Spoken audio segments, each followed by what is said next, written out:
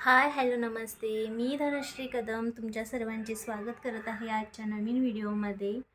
तर आजच मी गावावरून आलेली आहे आणि गावावरून आले तर घरात बघते तर एक सरप्राईज होतं. सगळीकडे धूळ माखलेली होते. पहाटे लवकर आले होते आणि गाडीमधून प्रवास केल्यामुळे काही झोप झाली नव्हती. सकाळी घरी येऊन म्हटलं आता मस्त झोपूया आणि आरामात थोडं उठूया आणि मग कामाला लागूया. पण तसं काही झालेलं नाही. गावातून आल्यावर आज पहिली सकाळ आणि रियालिटी काय आहे माहिती आहे? गावावरून आल्यावर घराची अवस्था बघितली आणि धक्का बसला. 20-25 दिवस घर बंद होते आणि आता बघा काय हालत झाली आहे. दरवाजा उघडला आणि घरात खूप धूळ होती. काहीच सुचत नव्हते. जाताना सर्व खिडक्या पूर्णपणे बंद केल्या होत्या, तरी एवढी धूळ येते कुठून? मी आधीचा व्हिडिओ काढला नाही आहे कारण अगोदर मी सोफ्यावरची चादर हटवली आणि बॅग्स आणि गावातून आणलेले जे साहित्य होते ते सोफ्यावर ठेवले आणि नंतर सफोकेशन होत होते म्हणून सर्व खिडक्या उघडल्या. त्यानंतर झाडू घेतला आणि घरातली सगळी धूळ झाडून घेतली. पायाला धूळ खूपच लागत होती त्यामुळे एकदा लादी पुसून घेतली. घरात एवढी धूळ होती की एकदा लादी पुसल्याने ती काही पूर्णपणे निघाली नव्हती. अजून दुसरीकडे झाडताना खाली धूळ पडणारच होती. ती साफ करून झाल्यानंतर किचन ओटा धुवून घेतला. आम्ही सकाळी 5:30-6:45च्या सुमारास आलो होतो. एवढी साफसफाई केल्यानंतर 1-1.5 तास तरी नक्कीच गेला असेल. माझीही ट्रॅव्हलिंगमध्ये झोप न झाल्यामुळे आणि ट्रॅव्हलिंग केल्यामुळे मला झोपही खूप आली होती आणि कंटाळाही खूप आला होता. पण 7 वाजले होते आणि पाण्याची वेळ झाली होती. पाणी 7 वाजता येते, त्यामुळे म्हटलं आता गावावरून आणलेले कपडे मशीनला लावूयात आणि मगच झोपूया. पाण्याची वाट बघत होते, पण 7 वाजता पाणी काही आले नाही. म्हटलं चला गरमीचे दिवस आहेत, थोडं लेट सोडत असतील म्हणून थोडं वेट करत बसले, पण पाणी काही आलेच नाही. आरवीला बसमधून येताना 2-3 वेळा उलटी झाली, त्यामुळे ती काही बसमध्ये झोपली नव्हती आणि घरी आल्यावर खूप चिडचिड करायला लागली. आरवीची झोप न झाल्यामुळे ती खूप चिडचिड करत होती म्हणून तिचे बाबा तिला घेऊन बेडवर झोपले. आणि मग काय झालं, पाणी लेट येणार आहे त्याचा मेसेज आलेला, मला काही कळला नाही. तो आरवीच्या बाबांच्या फोनवरच येतो. पाणी आले नाही त्यामुळे मग म्हटलं जागून तरी काय उपयोग म्हणून मी सुद्धा झोपायला गेली. मी सुद्धा झोपले, पण गरमी एवढी वाढली होती की झोपायलाच होत नव्हतं. मग शेवटी कंटाळून 1-1.5 तासामध्ये मी लगेच उठले. तोपर्यंत आरवीसुद्धा उठली होती. आरवीला भूक लागली होती त्यामुळे मग तिला बिस्किट खायला दिले. आरवीचे बाबा बाहेरून नाश्ता आणायला गेले. मी तोपर्यंत फ्रीज साफ करून घेतला आणि पुन्हा एकदा लादी साफ करून घेतली. तर मग घर जरा स्वच्छ झालं, त्यामुळे जरा बसायला वगैरे चांगलं वाटलं. खूप भूक लागली होती त्यामुळे मग नंतर आंघोळ केली आणि मग बाहेरून आणलेला नाश्ता करून घेतला आणि म्हटलं तर पाणी दुपारी 2 वाजता येणार होतं, तर म्हटलं त्या अगोदर आपण बाल्कनी सर्व स्वच्छ करून घेऊयात. मग बाल्कनी आधी साफ केली पुन्हा एकदा, म्हणजे अगोदर केलीच होती, पुन्हा एकदा कचरा झाड वगैरे मारला आणि मग पुसून घेतली. त्यानंतर मग गावावरून आणलेल्या बॅग जशा पडल्या होत्या त्यातलं सामान म्हटलं पाणी येईपर्यंत ते सेटल करून ठेवूयात. गावाहून येताना आपण नेहमी काही ना काही घेऊन येतोच, काही असेच येत नाही. तर मी गावावरून येताना जरा इकडे तिकडे थोडे पाहुण्यांकडे जाऊन आलेली. तर गावचा रानटी मेवा कोणी थोडं थोडं दिलं होतं. तर हे चिक्कू आहेत जे मी ठेवत आहे, ते आमच्या मावशीच्या गावी गेले होते, तिकडे त्यांच्या घरी जे बागेत लावले होते चिक्कू त्याचे चिक्कू आणलेले आहेत. तसेच इकडे तुम्हाला चिंच दिसत असेल.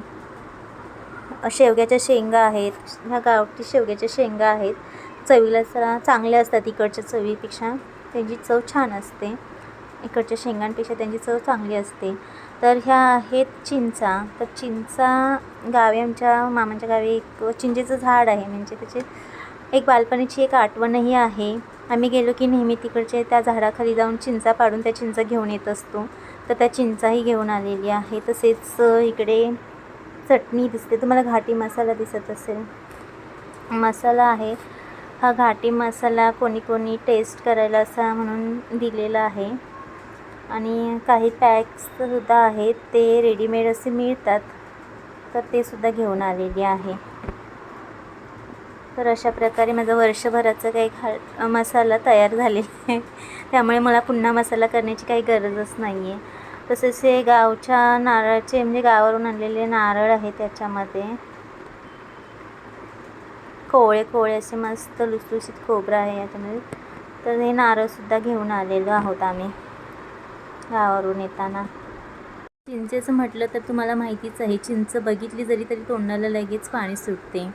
त्यामुळे त्या चिंचा गावावरून मुंबईला येईपर्यंत अर्ध्या अशाच एक एक करून संपल्या होत्या.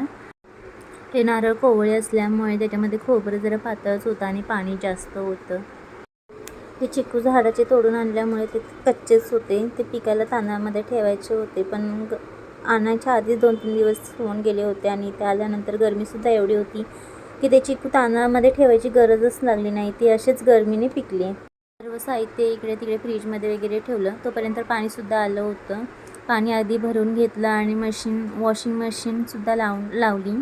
तर तोपर्यंत मग ही चिंच जी आणली होती ती म्हटलं चला सोलून ठेवूया, म्हणजे कचरा पण वेगळा टाकायला बरा आणि मग चिंच सोलल्या की मग पटकन आमटीमध्ये वगैरे टाकायला बरं पडतं.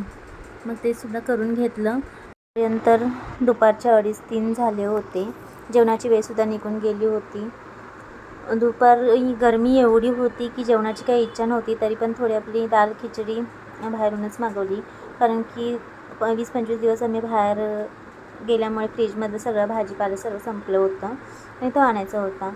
जेवून झाल्यानंतर पुन्हा एकदा मी झाडू मारायला घेतला.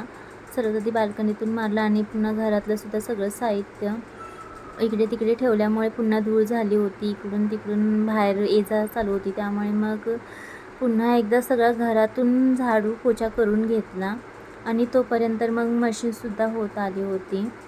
कपडे सुकत घालायचे होते, तर मग म्हटलं बाल्कनी एकदा चकाचक करून घेतली की स्टँड लावायला बरं. मशीनलासुद्धा सारखा हात लागत होता, त्यामुळे इकडे तिकडे धूळ लागत होती. माझी मशीन पुसून घेतली. कपडे धुवून झाले होते. स्टँडसुद्धा लावलं. स्टँडसुद्धा व्यवस्थित चकाचक पुसून घेतलं आणि मग सगळे कपडे सुकत घालायला घेतले. गावाहून इकडे येताना इकडे यायची काही इच्छाच होत नव्हती. तरी पण कसं तरी मनाला समजवलं आणि इकडे आले की नेहमीच असं असतं, सगळे साफसफाई करा. त्यामुळे गावाला जाण्यापूर्वीचे दिवस आणि आल्यानंतरचे काही दिवस असे साफसफाईमध्ये जात असतात. त्यामुळे मग गावी येण्या जाण्याचाच जास्त कंटाळा येतो. गावाला राहायला खूप छान वाटतं. तुमच्यासोबतही असेच होते का? मला कमेंट करून नक्की सांगा. तुम्हाला माझा व्हिडिओ आवडला का? मी रिसेंटली चॅनल ओपन केला आहे आणि हा चॅनल ओपन करण्यापूर्वी मला याबद्दल काहीही माहिती नव्हती. हा चॅनल कसा ओपन करायचा किंवा तो कसा यूज करायचा, एडिटिंग कसं करायचं, शूट कसं करायचं, या सगळ्या गोष्टी मला चॅनल ओपन केल्यानंतर मी वेगवेगळे व्हिडिओज बघत गेले आणि त्यानंतर मग मी थोडेफार यूज करत गेले. त्यामुळे त्याच्यात यूज करता थोडं शिकत चालली आहे. तर आणि इथून पुढे असेच नवनवीन गोष्टी मी शिकत जाईन आणि चांगल्या प्रकारे व्हिडिओ बनवण्याचा प्रयत्न करेन. तर तुम्हाला जर माझा व्हिडिओ आवडत असेल तर तुम्ही माझ्या चॅनलला नक्की सबस्क्राईब करा, लाईक शेअर करा. म्हणजे तुमचाच सपोर्टशिवाय मी हे सर्व काही करू शकणार नाही. तुमचा सपोर्ट असेल तर नक्कीच मी नवनवीन व्हिडिओ तयार करेन आणि अपलोड करत जाईन. माझे आता बऱ्यापैकी सर्व काम झालेले आहे आणि आरवीला खूप झोप आलेली आहे आणि ती वाट बघत आहे की आई कधी झोपायला येते. आणि दुसरी गोष्ट म्हणजे आरवीला तिच्या ब्लँकेटशिवाय काही झोप येत नाही. तर ती बाल्कनीमध्ये येऊन त्या ब्लँकेटजवळच बसलेली आहे. तिला झोपताना नेहमी ब्लँकेट लागतच असतं. ते आता धुतलं आहे, पण ती सुकेपर्यंत काही तिला ती वाट बघत नाही. ती म्हणते की मला ब्लँकेटच हवं आहे. ब्लँकेट दिल्याशिवाय ती काही झोपत नाही. त्यामुळे आरवीला सर्वात अगोदर झोपवले. ती झोपल्यानंतर मग आरवीच्या बाबांनी बाजारात जाऊन भाजीपाला घेऊन आले होते थोडाफार. तर मग संध्याकाळच्या जेवणाची तयारी सुरू करावी म्हटलं. परत ती उठली तर करू देत नाही, म्हणून मग भेंडी चिरायला घेतल्या. तर सकाळी नाश्तासुद्धा बाहेरून आणला होता आणि दुपारी लंचसुद्धा दाल खिचडी बाहेरूनच मागवली होती. म्हटलं आता सगळी साफसफाई पण झालेली आहे आणि भाज्यासुद्धा आणलेल्या आहेत, तर संध्याकाळी आता संपूर्ण जेवण बनवूया. म्हणून मग भेंडीच्या भाजीची तयारी करून घेतली. भेंडीची भाजी तव्यामध्ये केली की चिकट जास्त होत नाही. मग अगोदर भाकरी तयार करून घेतली आणि नंतर मग त्यामध्ये भेंडीची भाजी करून घेतली. सर्व जेवण झाले, ताटामध्ये सर्व जेवण वाढून घेतली. भेंडी जरा कुरकुरीत व्हायला ठेवली होती. तोपर्यंत म्हटलं काकडी चिरून घेऊया. मग काकडी धुवून पुसून घेतल्या आणि मग स्लाईड त्याच्या साली काढून काकडीसुद्धा चिरून घेतली. तोपर्यंत मग भाजी तयार झाली आणि मग सर्व जेवण घेतलं सर्वांनी. मग सगळ्यांना खूप कंटाळा आला होता. म्हटलं चला लवकर आता जेवूया आणि मग झोपी जाऊया. अशा प्रकारे गावावरून आल्यानंतरचा पहिला दिवस पूर्णपणे साफसफाईमध्ये गेला. चला तर मग आता भेटूया आपण पुढच्या व्हिडिओमध्ये. तोपर्यंत बाय बाय. पुढचा व्हिडिओ लवकरच येईल.